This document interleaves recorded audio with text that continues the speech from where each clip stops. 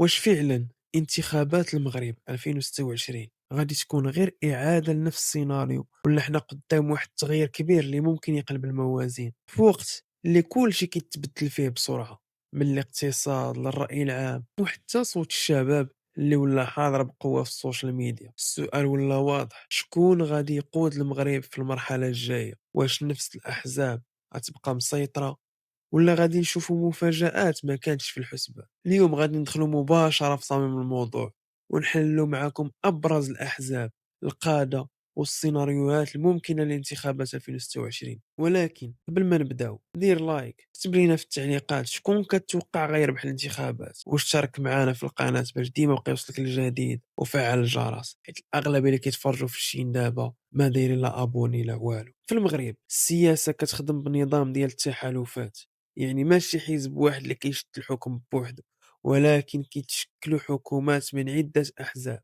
ودابا كاينين أسماء كبار اللي دايما في المنافسة: حزب التجمع الوطني الأحرار، واحد من أقوى الأحزاب دابا في المشهد السياسي، وكيقود الحكومة الحالية. القيادة ديالو عزيزة خنوش. الحزب كيركز على الاقتصاد والاستثمار، وكيبقى لاعب أساسي في كل الانتخابات. حزب الاستقلال حزب تاريخي وكبير في المغرب، يقود نزار بركة، كيشارك غالبا في الحكومات الإتلافية وكيحاول يحافظ على توازنه السياسي. حزب العدالة والتنمية حزب كان في الحكومة لسنوات من بعد تراجع انتخابيا، ولكن باقي حاضر بقوة في المعارضة، اللي كيقوده حاليا عبد الإله بن كيران. حزب الأصالة والمعاصرة حزب قوي داخل التحالفات السياسي، وكيبقى دائما في الحضور في المنافسة. دابا غادي ندخلوا في واحد النقطة اللي كتعتبر حساسة شوية في المشهد السياسي. كاين حديث واسع على أن جيل الشباب جين زيد، وخصوصا في السوشيال ميديا، ولا عنده تأثير كبير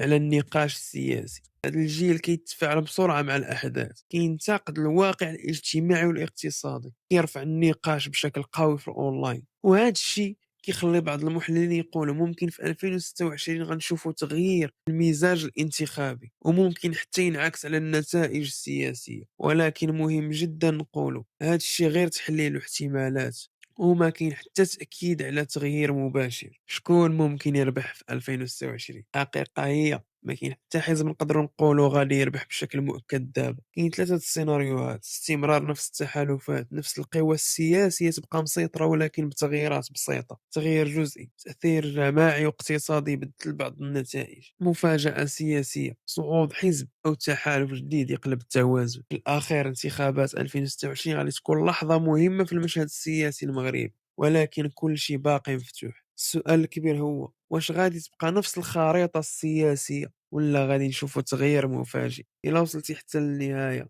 ما تنساش دير لايك، اكتب لنا في التعليقات شكون انت تتوقع يربح 2026، واشترك في القناة باش يوصلك كل جديد.